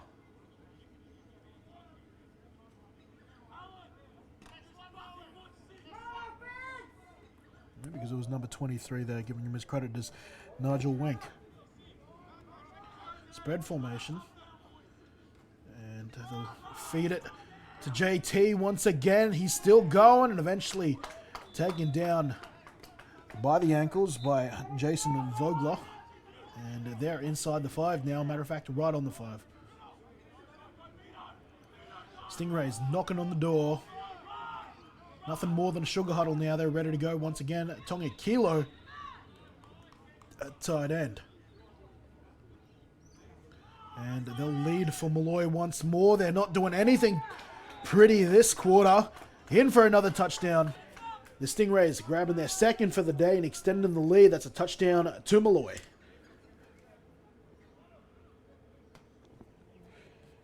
And, well, they ran that play almost 4 times by my count in this last drive. A little wary now after the last couple of intercepts Malloys have thrown. They've tried to keep things simple, and it looks like, I thought for a second they might have been tempting 2 points here with a huddle, but it is Torzok ready to just add the extra. Former college kicker out of Gardner Webb.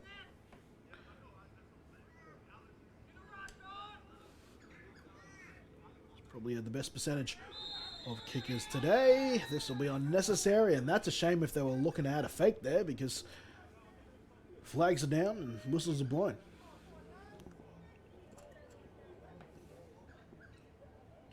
Colin Kugler did shoot off there for what looked like a route, but there's a false start now on the Stingrays, moving them back 5 yards, so a slightly more difficult kick if that is the case for the Stingrays.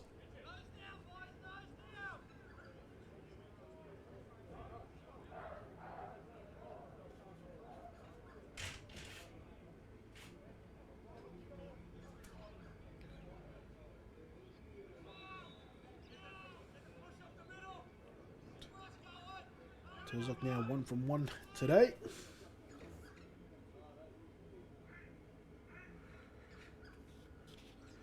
Make that 2 from 2, 14-0. Now in the third quarter, Stingrays over the Bears. A couple of back-to-back intercepts for both teams. As you take a look at the Malloy touchdown once again.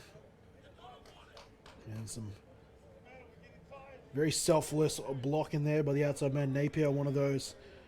As well as number 28, Dylan Townsend, leading the way for their QB to run one in. 14-0, week 9.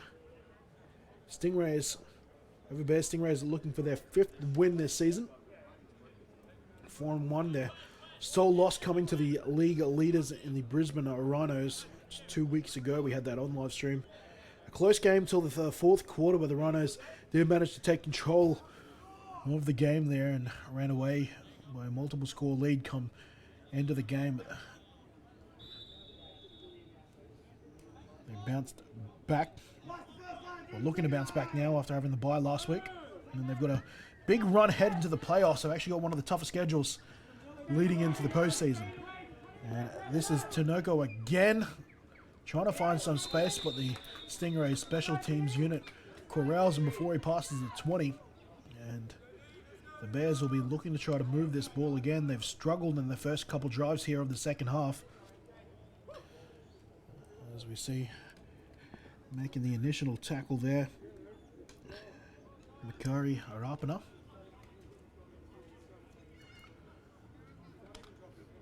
And the Bears starting off on their own 18, yet to cross halfway here in the third quarter.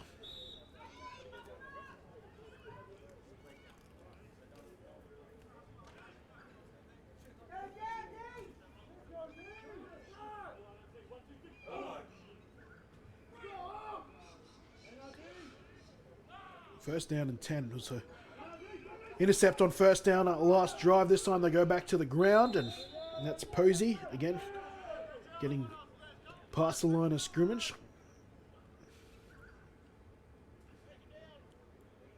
By a yard, ball now on the 20.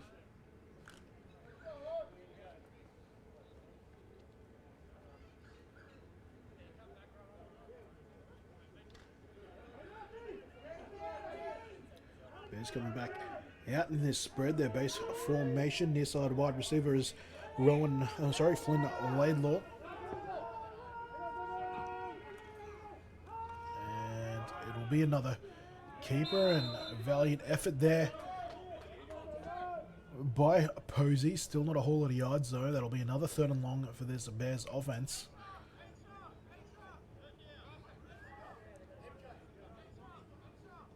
And they'll be desperate to try and get some sort of chain mover here, or else this will be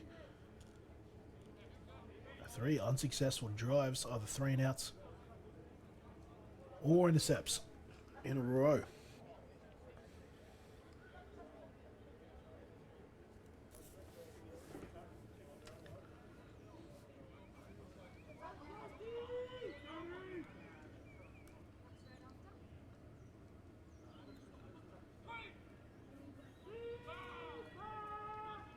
In motion is Tinoco. They'll try. No, it won't be. It was some sort of fake or whatever, and that's Malloy cleaning up the pile, and this will be another 3 and out for the Bears. Stingrays defense certainly winning that one there. Only 2 yards on that drive for the Bears. They send the punt unit out.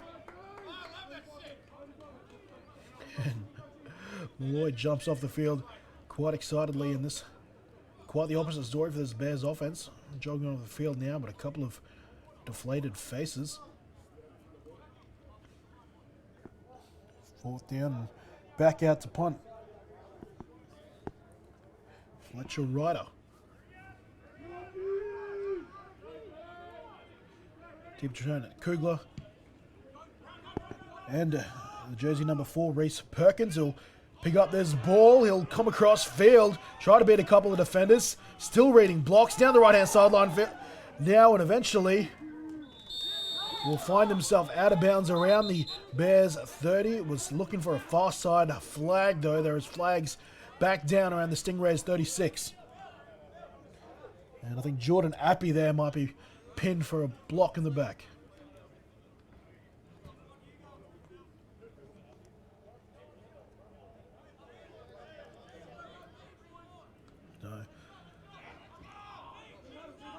Would have been a 20 or so yard return for Perkins. Looks to be coming all the way back.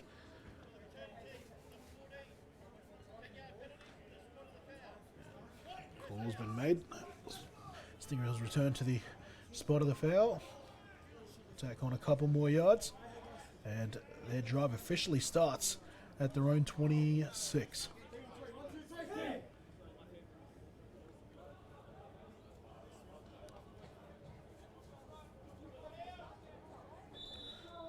14-0. Stingrays looking to build. Touchdown on their last drive to Malloy. He's back. Gives it back to James Taylor, who has been extremely consistent today. And now he's breaking into the backfield. Runs past Wenban, and eventually he's taken down by the pursuing Wenban, but not before he gets his ball all the way to the Bears 30.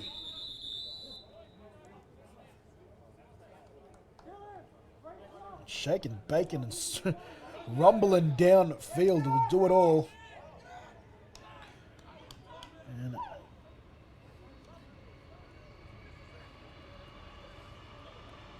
has just been toiling away, grabbing those first down carries, and is now starting to find a bit of open space. Timeout here, I think, taken by the Bears as they try to recover with a growing Stingrays offense after turning the ball over to start the half. They came back quickly with a touchdown and now look en route to add another.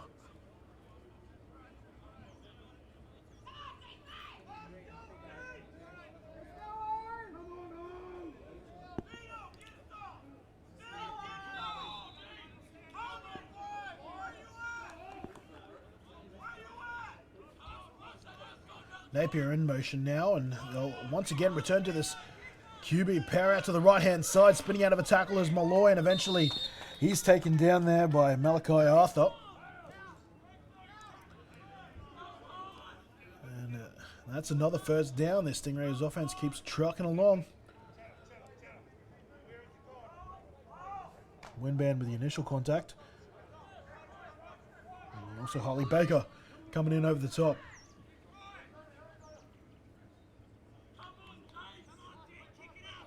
Taylor moves from right to left. We'll get the carry. Dukes past one defender, Dukes past another, and eventually losing his footing as he gets this ball inside the 15.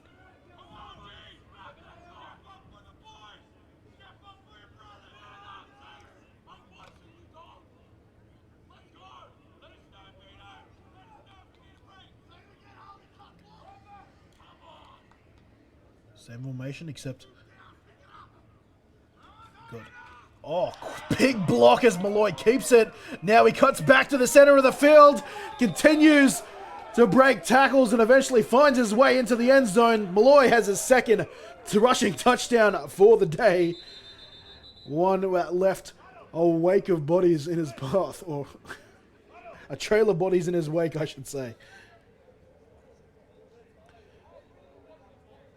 What a physical play all round by the Stingrays. You see everyone laying blocks. You see, after taking the fake handoff there, James Taylor lighting up the would-be tackler, and we've got a number of Bears players down now. A couple of them made their way back up to their feet, but plenty still on their knees trying to catch a breather. That was an explosive drive for the Stingrays. First of all, a big long gash and run there from James Taylor, eventually finished off by Malloy.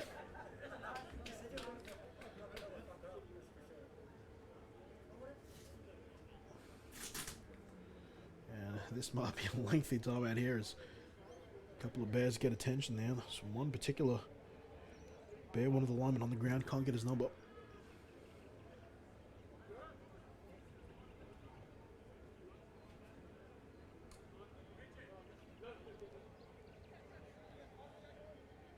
Looks like he's going to be helped up now by Carlos Williams, and it's number 26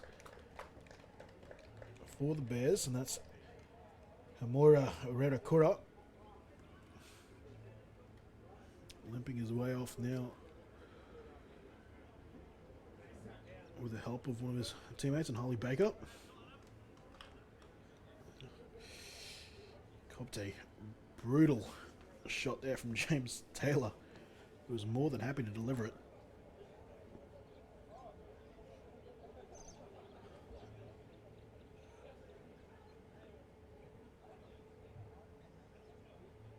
And just getting a couple of messages there from John Hollywood Rowe, who, if not for work, would be right here with me this afternoon here in Nerang, home of the Gold Coast Stingrays. And has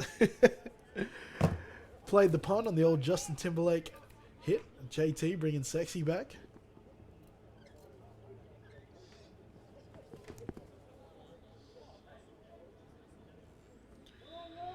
And whilst I won't read them out on air, he is still coaching up a storm. Picking players as they come. Terzok looking to keep perfect on the day. The left foot does exactly that. Another 7 points on the scoreboard for the Stingrays, as they extend their lead to a 21 points to zip right now. And just another look on that Malloy run. And big block by Napier right at the end there. So it looks like a bit of history repeating now, with the Stingrays only getting stronger as this second half continues. It was a close game in the first quarter. Only 3 touchdowns the difference. Certainly not insurmountable for this Bears offense, but 35 unanswered points in the second half. Back in round 4. Stingrays looking to do that once again here in round 9.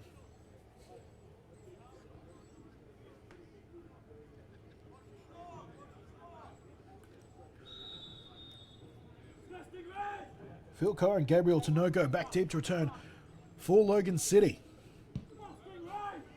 It's a good kick. Will fall just short of the end zone. It's Tinoco, the X factor for Logan City. He's looking to bounce it out to the right-hand side. Won't find the space he wants, and eventually taking him down. James Fitchett.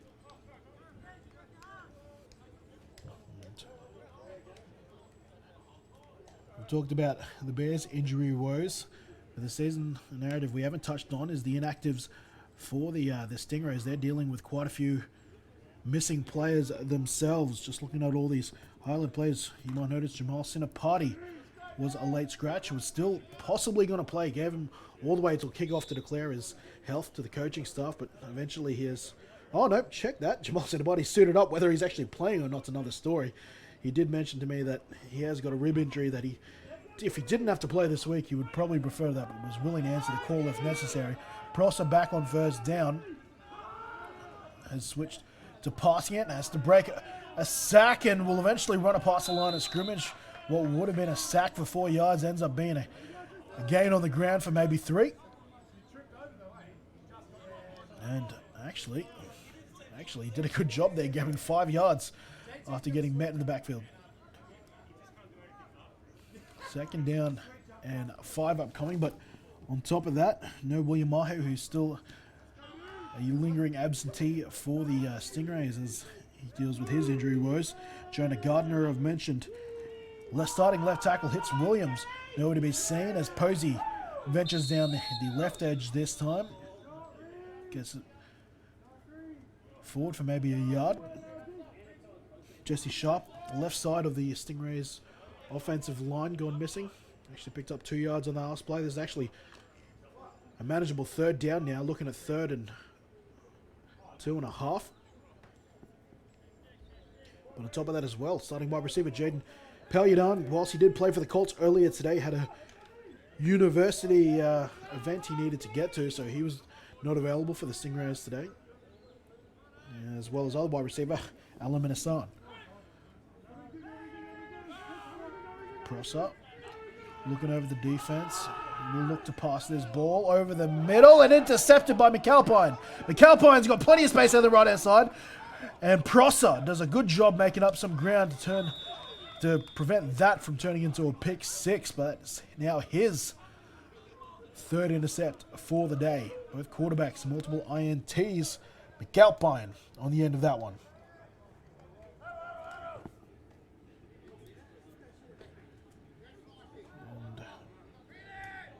McAlpine and Suarez, 2 folk who both played in the North Queensland contingent of Gridiron Queensland. Both competing now for intercepts. I believe it's Suarez who's currently leading the Stingrays team with 4. Now it's James Taylor back, and he's juking up a storm before being taken down from behind by Malachi Arthur.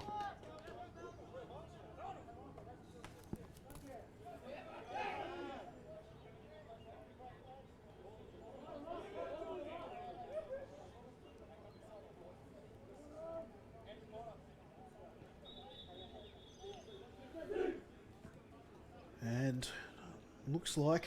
There's the ball raised. We're moving into the fourth. Much more of a running flavour here in that third quarter, moving that along. 21-0 the scoreline now. Stingrays over the Bears. The halftime score 7-0, but the Stingrays in the second quarter grab 2 Malloy rushing touchdowns to extend their lead. In control now, it would appear, of this game. This Bears offense, despite completing a couple of long passes in the first quarter, haven't threatened since.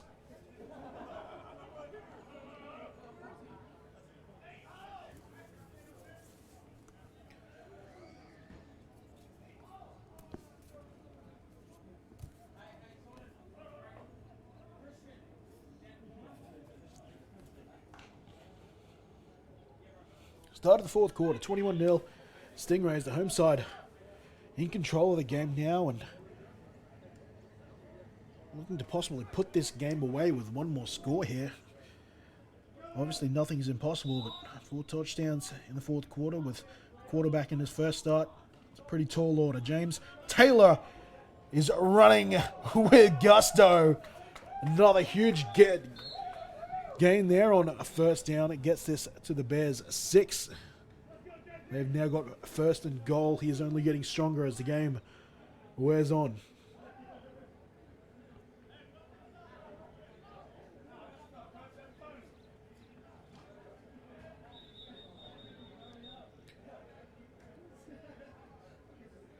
And the Bears now defending their own goal line. Are going to take a timeout, and we might do the same.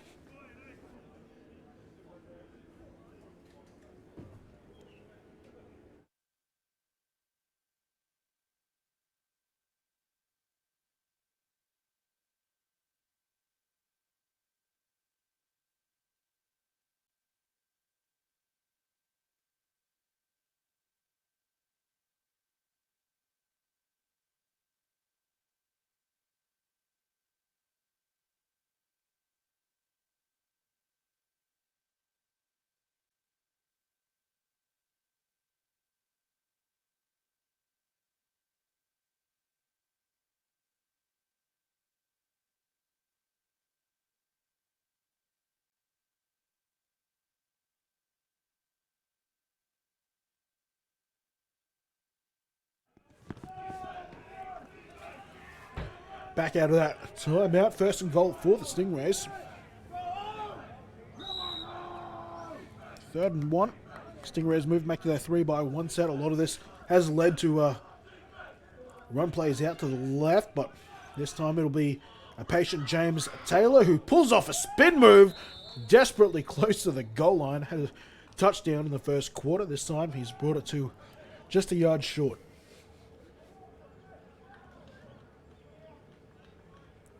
Looking like Le'Veon Bell with a patient stutter step in the backfield there. Knocking on the door now, the Stingrays. 1 yard out.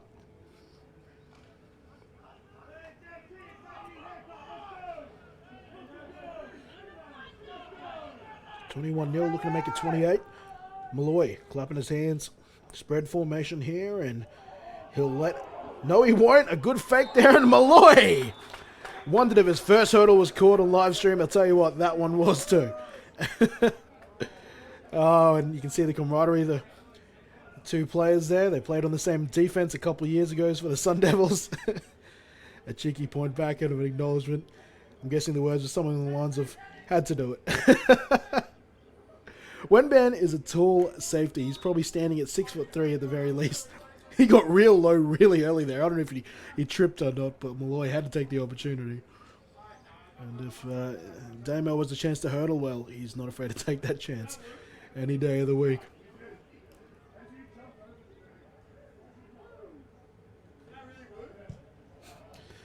Kick is up, and kick is good. Scores 28-0 in favor of the Stingrays here to start off the fourth quarter.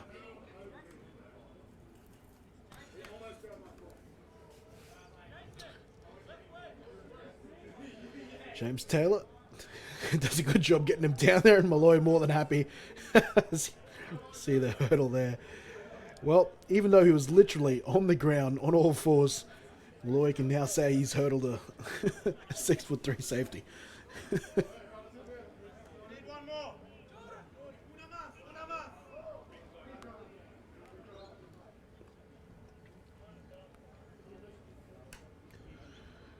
That'll be a bit of a character check here for the Bears. You're close throughout 2 quarters of football. And whether you can find the fight in you to continue to keep playing like you're only 7-0 down after a team races out to 3 quick touchdowns, well, that'll be the test for the Bears here in the final quarter of football this afternoon. This ball will be fielded by Philip Carr. He's got Tinoco in front of him and beats the first tackle of Reese Perkins, and eventually the rest of the troops come down and stop him.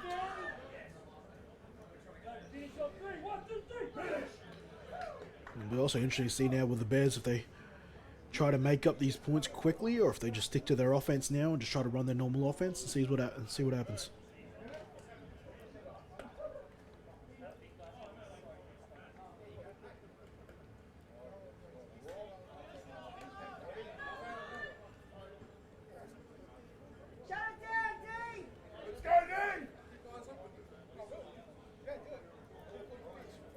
You can just see the Thunder women, their team warming up behind the backfield there. They're obviously headlining their games tonight. The Stingrays defending home turf against the Griffith University Thunder, which has always proven to be a great game. Played twice this season so far, and I think they've split the series. Prosser will keep it. Whether that was by design or not, it's another story, but the Stingrays now ferociously attacking the quarterback. You can see Tongi Kilo and company in the back there.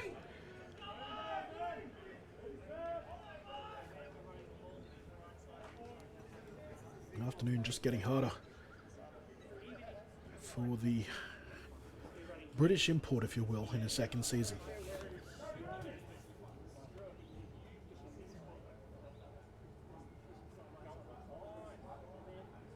Aaron Harrison Watt lined up tight to the right of the offensive line. Prosser calling out his linebackers.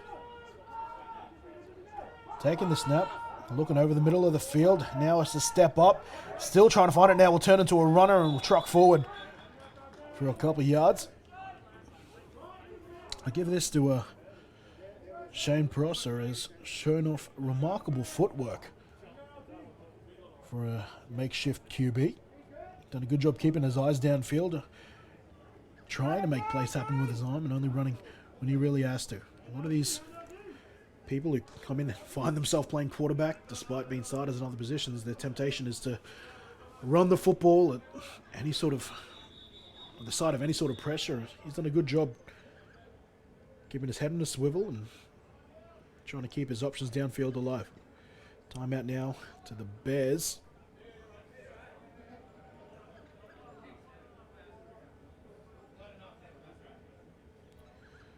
And, well, Prosser came back in to run that play pretty quickly.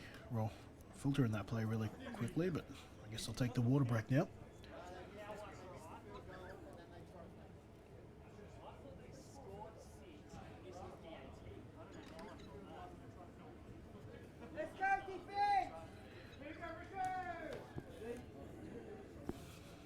See Michael Marker on the field in the second half. The cornerback position. James Fitchett starting at safety in place of Jamal Sinapati.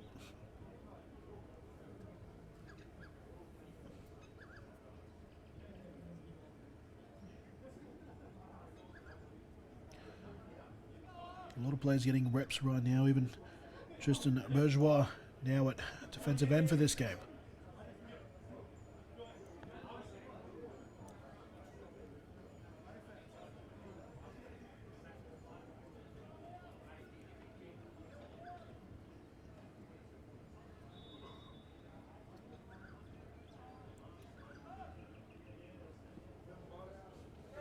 Third down awaiting the Bears. coming out of this timeout. 28-0. 3 touchdowns in the second half to the Stingrays. After leading 7-0 going into the break. Prosser trying to emulate his first half. He completed a couple of long passes. Stingrays since haven't led him. He might have got him with the hard count there.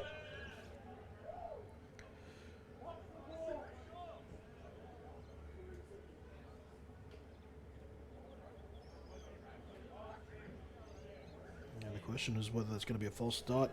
There was a bit of early movement by the big man, Talafi Tuiaki.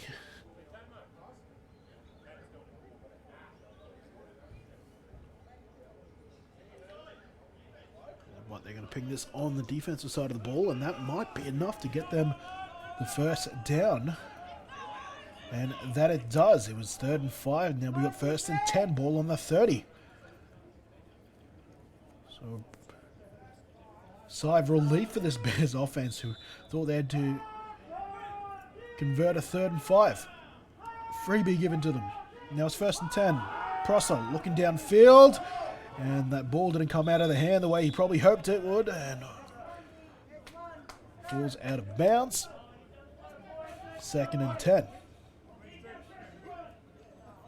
All the more grateful for that penalty they probably are now.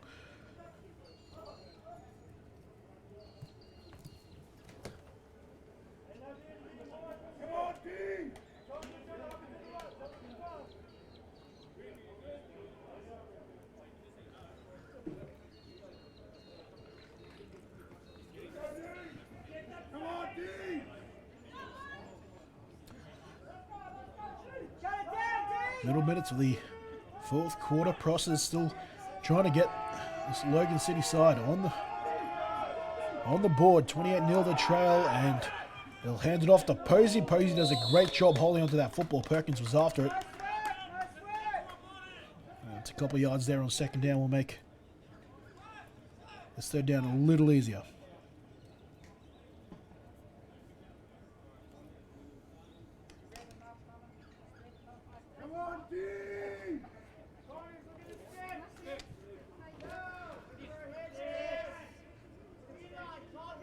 Third and 7 now for the Bears.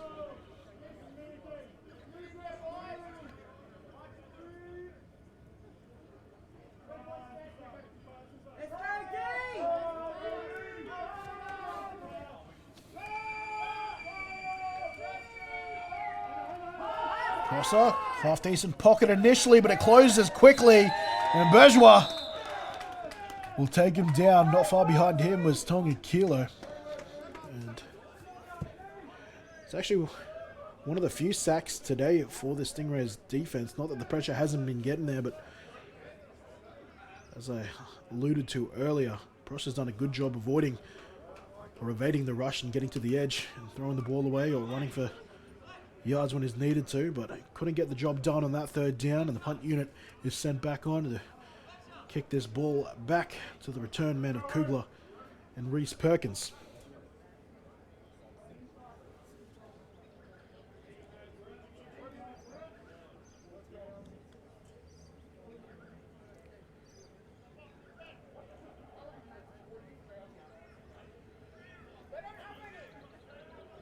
Chris Bradshaw there, the personal protector, was trying to call a timeout. It didn't end up registering, and I don't know if it's because I didn't have any or if he just couldn't, but Kugler now picks us up on the full. Follows the McAlpine block down the right-hand sideline, has found plenty of space, tries to cut it back in, but he stepped out of bounds. Flags are also down around the 30. A big block on the field there by Rico Ataya. Don't know if we quite caught it on stream, but oh, you can see the big block there by Ataya on the unfortunate receiver of Aaron Harrison Watt.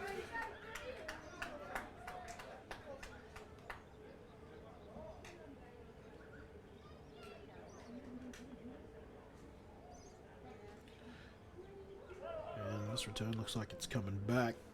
Surely not because of that block, but unless they're going to deem him it's an illegal use of hands there. I thought for a second that maybe they're considering some... What? a defenseless player, but I don't think that's the case. But the result of the penalty has the Stingrays starting their drive on the Bears 40.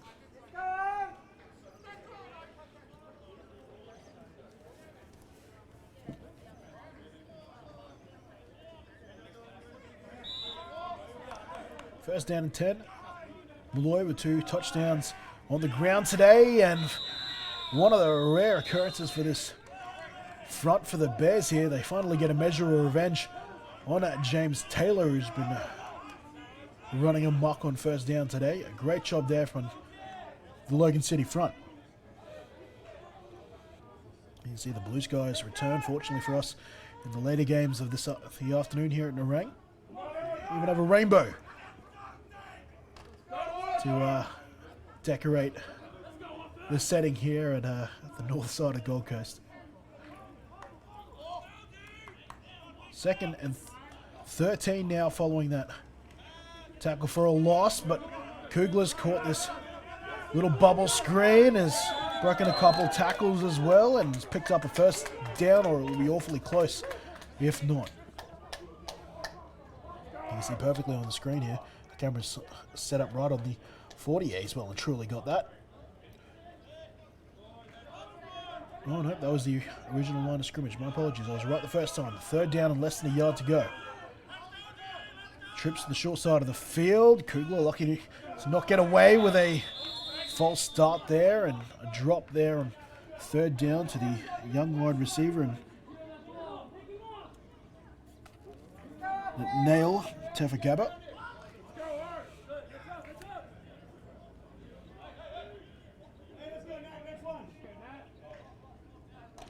Tefagabir, I should say. Former Colt, if memory serves correct. Fourth and short. They're not going to send Terzok out there. Malloy will stay on and handle this himself. And that'll do quite literally as he looks at space on the left-hand side. He's got that and more. Now he's breaking tackles, and eventually Wenban runs him out of bounds at the 20. The 16, I should say.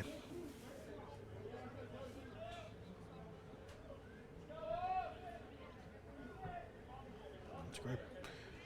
Block there from James Taylor to set the edge.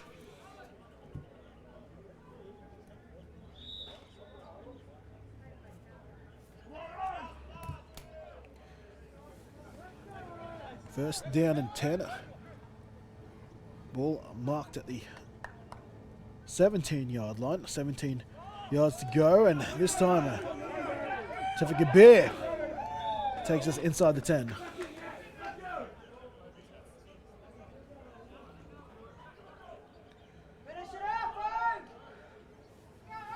Backing up for his drop a couple plays ago. Methodical now, the Stingrays offense. Almost turned the ball over on a fourth and short, converted there with a Malloy keeper. Second and just under 2. And James Taylor will be entrusted, but shooting through the line is the 96. Who, there were a couple of jersey changes late, so he's not on my list. Oh no, check that. There he is. He was one of the jersey changes in Vito Simi. Vito, one of the noted players on this defensive front. Could certainly use a few more by the big man here late in the fourth.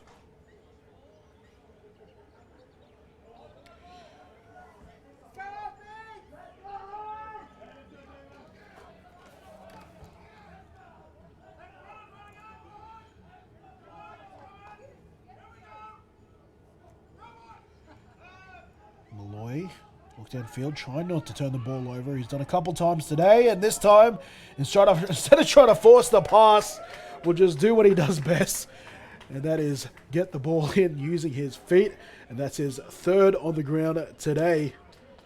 Going back to basics, Malloy and this offense, and they come away with another 6-point drive. And with a successful PAT, you very well may see a speed through the last few minutes of this game.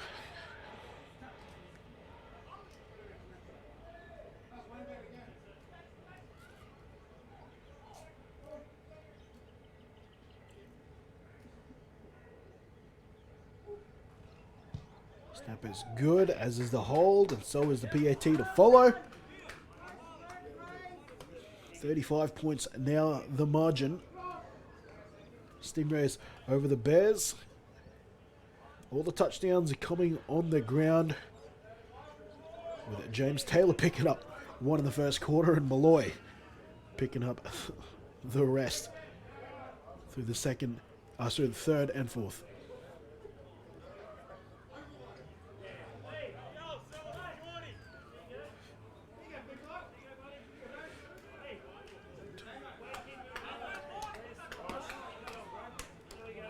Looking forward to next week, though, as Stingrays set to kick us off. Both teams return home. London Park, where we are for today's set of games, will again be the setting for the Stingrays as they host the Vultures. And the Bears return to Hyde Park, where they will take on the Bayside Ravens.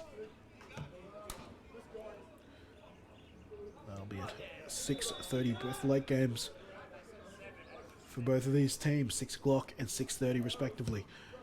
Terzok does a good job pushing this downfield. He's planted that perfectly right on the goal line. Tinoco cuts it back, follows jersey of a couple of his Logan City brethren, eventually reverses and tries to go backward to go forward, and is taken down inside his 20, or maybe right at the 20. They'll mark it for what might be the Bears' final possession of today.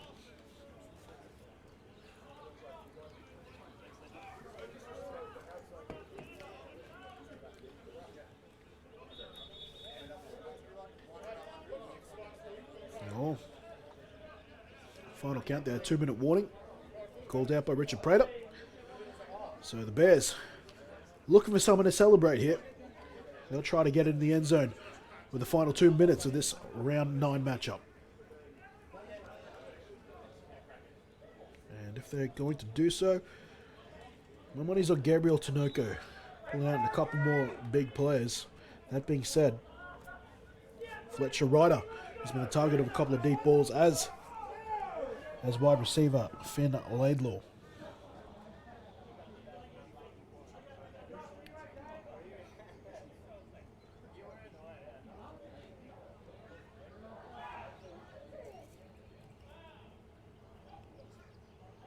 Low snap, and trying to afford a few injuries now. The Bears look like they'll try to kneel out this final couple of minutes there, and the Stingrays will respectively let them, although I did hear a couple of the calls of timeout from the sideline jokingly being shouted. But it looks like that will be the end for us here in the men's division. The Bears keen to make their way back up the M1, and that will see this game completed here. 35 points to nil. The Gold Coast Stingrays do a good job defending home turf here. As my co-commentator Damien Malloy shouts his thoughts up to me in the booth. 35 points to nil is final score here. Stingrays over the Bears. Stingrays now moved to 5-1. The Bears fall to 2-4 on their season. Mentioned earlier, both these teams back at home next week. Gold Coast back here at Glennon Park against the Vultures at 6 o'clock. And the Bears, they'll be playing the Ravens at Hyde Park from 6:30. Thank you for tuning in. We've got the women's game upcoming. We've got the Griffith University Thunder taking on the Gold Coast Stingrays.